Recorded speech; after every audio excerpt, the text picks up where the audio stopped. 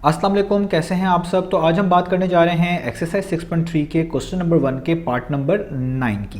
तो मेरे पास ये क्लास 9th मैथमेटिक्स की बुक है साइंस ग्रुप की, और उसका ये चैप्टर नंबर 6 चल रहा है जिसका नाम है अलजेब्राइक मैनिपुलेशन। इस चैप्टर से रिलेटेड काफ़ी कंटेंट, काफ़ी सोल्यूशन मैं पहले ही अपलोड कर चुका हूँ। मैंने इस चैप्टर के नेम से एक सेपरेट प्लेलिस्ट बनाई हुई है, उसका लिंक मैंने नीचे डिस्क्रिप्शन में दे दिया हुआ है। अगर आप इसके बाकी सोल्यूशन में इंटरेस्टेड हैं तो वो लिंक नीचे डिस्क्रिप्शन में से देख सकते हैं। इसके अलावा भी क्लास 9 से रिलेटेड काफ़ी कंटेंट मैंने कवर किया हुआ है, वो आपको मेरे चैनल के प्लेलिस्ट सेक्शन में मिल जाएगा। अगर आप इंटरेस्टेड हो तो आप मेरे चैनल का प्लेलिस्ट सेक्शन विजिट कर सकते हैं। और कोई क्वेश्चंस या सजेशंस हैं आपके मेरे वीडियो कंटेंट के हवाले से, तो उसके लिए मैंने एक फेसबुक पेज बनाया हुआ है, उसका लिंक भी नीचे डिस्क्रिप्शन में गिवन है। आप उस फेसबुक पेज के थ्रू अपने क्वेश्चंस को, सजेशंस को मुझ तक पहुंचा सकते हैं। तो आइए स्टार्ट कर लेते हैं एक्सरसाइज 6.3 के क्वेश्चन नंबर 1 का लास्ट पार्ट, यानी पार्ट नंबर 9। इससे पहले सारे पार्ट्स मैं अपलोड कर चुका हूं, आज इसका लास्ट पार्ट हम करने जा रहे हैं। तो स्टेटमेंट रीड करते हैं।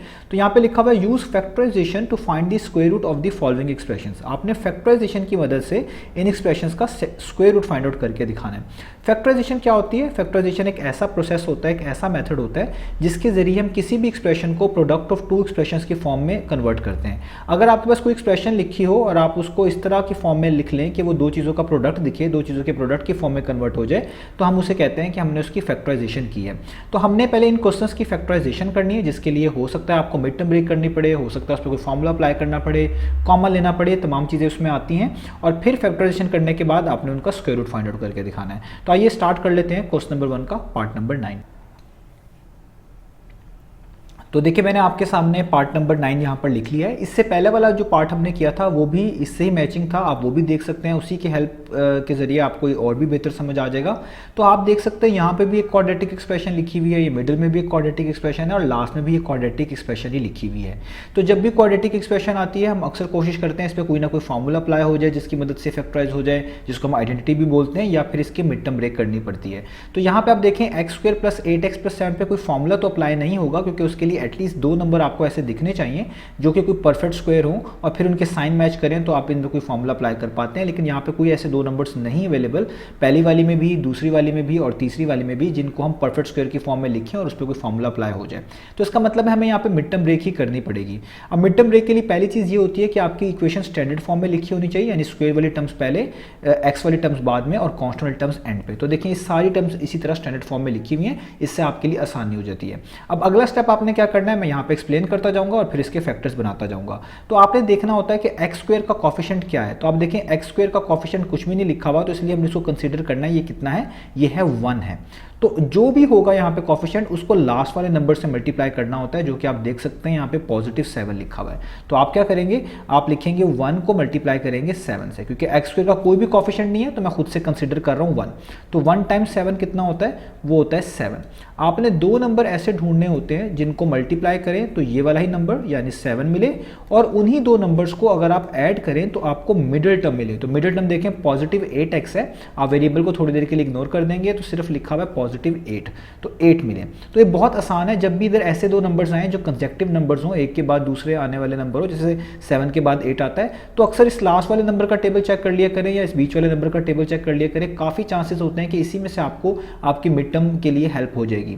तो अगर देखिए मैं 7 का टेबल चेक करूं तो 7 1 × 7 होता है, यानी मुझे दो नंबर मिलते हैं, एक 7 और एक 1, और इन्हीं दो नंबर्स को अगर आप ऐड करें तो 8 भी मिलना चाहिए। तो देखिए बहुत आसान है, 7 में 1 प्लस करें तो कितना आता है? 8 ही आता है। तो अगर आपके ये दो स्टेप्स क्लियर हो गए तो उसका मतलब है आपको इसकी एक तरह की मिड टर्म ब्रेक मिल गई है। तो आप इसको कैसे लिखेंगे? आप लिखेंगे x² पहला वाला नंबर जो कि +7 था, उसके साथ ये वाला वेरिएबल लगाएंगे यानी x, प्लस क्यों लिखा है? क्योंकि दूसरा नंबर भी +1 है, तो +1, उसके साथ दूसरा वाला वही वेरिएबल का जो यूज़ किया पहले वाले के साथ यानी x, और लास्ट वाला नंबर वैसे का वैसे ही यानी 7 वैसे का वैसे ही, और ब्रैकेट कर देंगे क्लोज।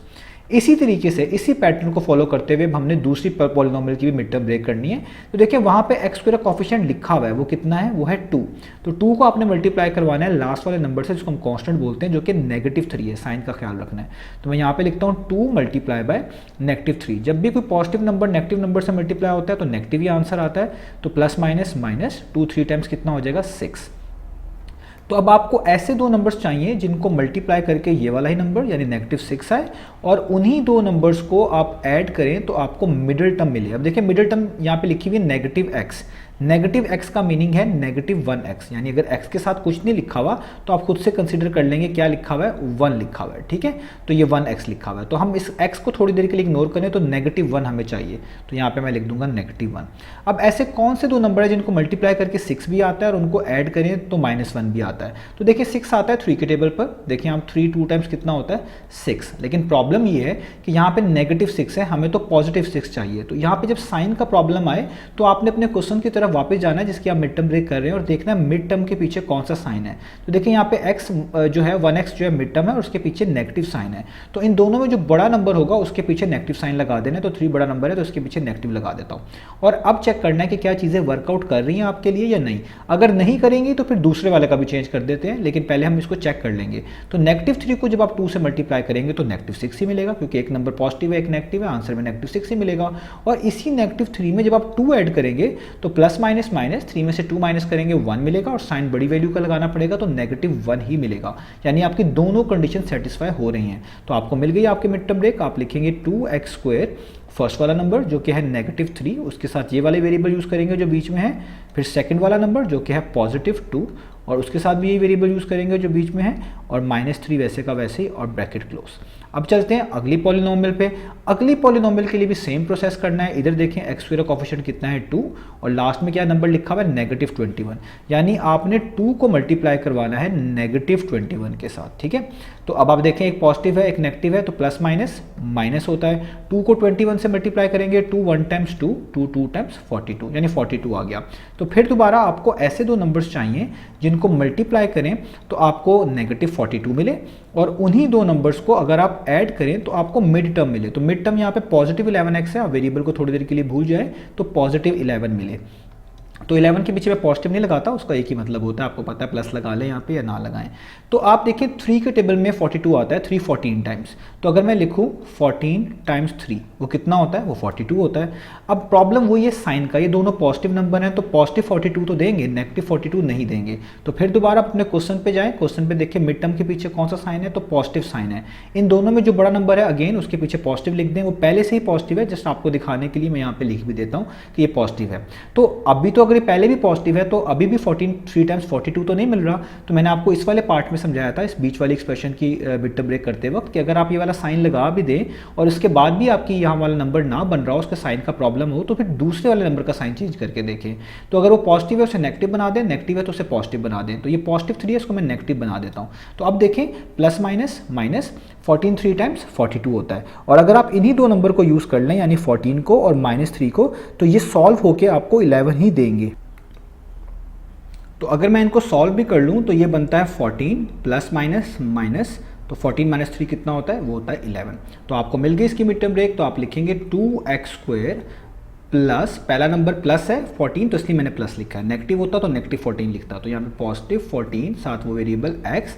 दूसरा नंबर देखिए आपने -3 ढूंढा है तो आप लिखेंगे -3 और साथ x और -21 वैसे का वैसे ही और ये ब्रैकेट क्लोज। तो देखिए मैंने इन तीनों पॉलिनोमियल्स की, इन तीनों क्वाड्रेटिक एक्सप्रेशंस की आप कह लें मिड टर्म ब्रेक कर दिए। अब हम इसमें से पेयर वाइज कॉमन निकालें। तो अब हमने क्या करना है, अब हम यहाँ पे क्योंकि कॉमन निकालेंगे, अंदर भी राउंड ब्रैकेट्स लगेंगी, तो बाहर हम स्क्वायर ब्रैकेट्स का यूज़ कर लेते हैं। तो क्योंकि अंदर राउंड ब्रैकेट्स हों, कोई चीज़ उसमें मल्टीप्लाई भी हो रही हो, तो बाहर हम स्क्वायर ब्रैकेट्स का यूज़ कर लेते हैं। तो देखिए x² में और 7x में क्या कॉमन है, पहले इन दो में कॉमन देखें। तो x की पावर 1 इसमें कॉमन है। मैंने आपको बताया जब दो चीज़ें सेम हो तो जिसकी पावर छोटी होती है उस वाली टर्म को कॉमन निकाल लेना ज़्यादा फीजिबल होता है। तो हम यहाँ पे लिख लेंगे x⁻1 कॉमन है, ब्रैकेट्स x² में से एक x बाहर है तो अंदर एक x बचेगा और +7 बचेगा। ये वाला x तो बाहर आ चुका है, इसको लिखने की जरूरत नहीं है, ब्रैकेट क्लोज। प्लस जिसमें कुछ भी कॉमन ना हो उसमें 1 तो कॉमन होता ही है, तो इन दोनों में कुछ कॉमन नहीं है तो 1 कॉमन है ही है। तो यहाँ पे जस्ट बचेगा x और +7 वैसे का वैसे ही। जब 1 कॉमन हो तो अंदर चीज़ें वैसी रहती हैं, बस बाहर साइन देख लेना, अगर नेगेटिव हो तो अंदर साइन चेंज होता है, अदरवाइज बाकी चीज़ें वैसी ही आ जाती हैं। आप इस x के पीछे 1 लिख लें तो भी ठीक है, ना लिखें तो भी ठीक है, और ये स्क्वायर ब्रैकेट क्लोज। अगली स्क्वायर ब्रैकेट शुरू करते हैं। तो यहाँ पे देखें 2x² और 3x में फिर दोबारा x⁻1 इधर है, इधर x⁻2 है, तो लोएस्ट एक्सपोनेंट यहाँ पर है, तो x⁻1 फिर से कॉमन आ जाएगा। तो यहाँ बचेगा 2, x² में से एक x बाहर है, एक x लिखते हैं, -3 और ये वाला x बाहर आ चुका है, इसको ना लिखें, ब्रैकेट क्लोज। 2x और -3 में तो सिर्फ कुछ भी कॉमन नहीं, यानी 1 कॉमन है तो +1 कॉमन, और ये चीज़ वैसी की वैसी, यानी 2x - 3 और ब्रैकेट क्लोज। अगली ब्रैकेट शुरू कर देते हैं। तो 2x² और 14x में अब दो चीज़ें कॉमन है, 2 और 14 दोनों 2 पर डिवाइड होते हैं, सबसे बड़ा नंबर 2 है जो उनको डिवाइड करता है, तो इसलिए 2 को कॉमन लिखेंगे। x² और x⁻1 में x को कॉमन लिखेंगे। तो यहाँ पे आप देखें 2 तो बाहर आ चुका है, x² में से एक x बाहर आ चुका है, तो एक बचेगा वही यहाँ पे लिखेंगे। 2 का टेबल पढ़ेंगे, 2 7 टाइम्स 14 होता है तो 7 लिखेंगे। ये एक ही x है बाहर मौजूद है तो इसे लिखने की जरूरत नहीं है, ब्रैकेट क्लोज। माइनस का साइन, 3x और 21 में 3 कॉमन है, दोनों 3 पर डिवाइड होते हैं, सबसे बड़ा नंबर 3 इनको डिवाइड करते हैं तो 3 लिखेंगे। ब्रैकेट 3 1 टाइम्स 3, आप x के साथ 1 लिख लें तो ठीक है, खाली x का मतलब भी 1x ही होता है तो ना भी लिखें ठीक है। बाहर माइनस का साइन है, अंदर साइन चेंज होगा तो minus minus plus, 3 7 times 21 bracket close, और यहाँ पे ये स्क्वायर ब्रैकेट क्लोज हो जाएगी।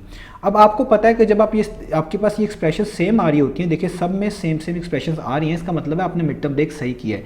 अगर यहाँ पे ये दोनों एक्सप्रेशन मैच ना करें, ये दोनों आपस में ना करें और आखिरी वाले में ये दोनों ना करें, तो कोई ना कोई गड़बड़ होती है। तो जब ये दो चीज़ें सेम आ जाती है, इसमें हम निकालते हैं कॉमन, यानी जो चीज़ सेम लिखी होती है उसको बाहर लिख लेते हैं एक दफ़ा। तो अब हम सारों को दोबारा से राउंड ब्रैकेट्स में लिखने लगे हैं, कोई बाहर चीज़ मल्टीप्लाई होती भी नहीं आएगी, सारी राउंड में लिखी होगी, तो मैं स्क्वायर ब्रैकेट्स हटा रहा हूँ। तो देखिए यहाँ पे भी x+7 है, यहाँ पे भी x+7 है, तो जब आप उसको कॉमन निकालेंगे तो एक दफ़ा लिखेंगे x+7 और जो चीज़ बाकी पीछे बच जाएगी वो होगी x और +1, तो आप एक दफ़ा लिख लेंगे x+1। इस चीज़ को आप ऐसे भी समझ सकते हैं, जो चीज़ 2 दफ़ा आ रही है उसको एक दफ़ा लिख लें और जो बच जाती है उसको ब्रैकेट्स में एक दफ़ा लिख लें। इधर भी ऐसी करें, जो चीज़ 2 दफ़ा आ रही है उसको एक दफ़ा लिख लें, यानी 2x - 3 को एक दफ़ा लिख लें, और जो चीज़ बच गई है यानी x और ये +1 इसको भी ब्रैकेट्स में इस तरीके से लिख लें।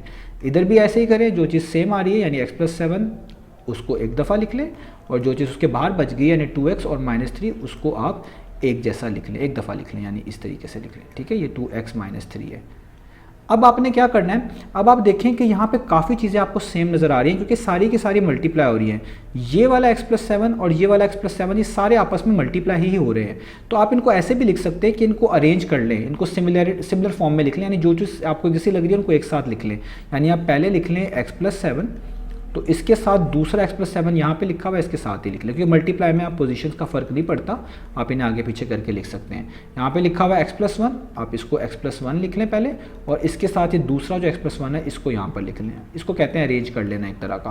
और यहाँ पर लिखा हुआ है 2x - 3, इसको यहाँ पर लिखें, और इसके साथ जो आपके पास दूसरा 2x - 3 है जो कि एंड पे है उसको आप लिख लें यहाँ पर इस तरीके से। ठीक है, अब देखें जब सेम चीज़ें मल्टीप्लाई होती हैं तो वो उन पे होल स्क्वायर आ जाता है। x+7 जब x+7 से मल्टीप्लाई होगा तो इस पे आ जाएगा x+7 का होल स्क्वायर। इसको मैं मिटा देता हूँ थोड़ा सा यहाँ पे ताकि ये प्रॉपर्ली लिखा जाए, x+7 का होल स्क्वायर। इसी तरीके से आप देखें ये वाला x+1 है, ये भी x+1 है, मल्टीप्लाई होगा तो क्या हो जाएगा x+1 का होल स्क्वायर। ये भी 2x - 3 है, ये भी 2x - 3 है, मल्टीप्लाई होगा तो क्या हो जाएगा 2x - 3 का होल स्क्वायर। ठीक है, अब आप इसके इस पे जो है स्क्वायर रूट अप्लाई करते हैं। देखिए फैक्टराइज हो गई, ये सारी प्रोडक्ट की फॉर्म में लिखी हुई है, ये भी सारी प्रोडक्ट की फॉर्म में लिखी है, इसका मतलब है फैक्टराइज हो गई हैं। अब आप इन पर अप्लाई करते हैं स्क्वायर रूट, आप लिखेंगे टेकिंग स्क्वायर रूट। मैं यहाँ पे लिख नहीं रहा, वर्बली मैंने बोल दिया है आपको, तो यहाँ पे मैं स्क्वायर रूट अप्लाई कर रहा हूँ, आप लिख देंगे तो ज़्यादा बेहतर है। तो x+7 का स्क्वायर और x+1 का स्क्वायर, और लास्ट में क्या है आपके पास 2x - 3 का होल स्क्वायर। अब याद रखें तो ये स्क्वायर रूट की प्रॉपर्टी होती है, स्क्वायर रूट के नीचे जब कोई टर्म्स लिखी हो, एक्सप्रेशंस लिखी हो, वो आपस में मल्टीप्लाई हो रही हूँ तो उन सब पे स्क्वायर रूट अलग अलग लगता है। यानी x+7 पे स्क्वायर अलग से लगेगा, स्क्वायर रूट अलग से लगेगा, इस पे अलग से लगेगा, इस तीसरे वाले पे अलग से रहेगा, और स्क्वायर रूट क्या हो जाते हैं, कैंसिल। यानी इसका स्क्वायर रूट और ये स्क्वायर और स्क्वायर रूट कैंसिल हो जाएंगे, तो एक दफ़ा क्या आ जाएगा x+7।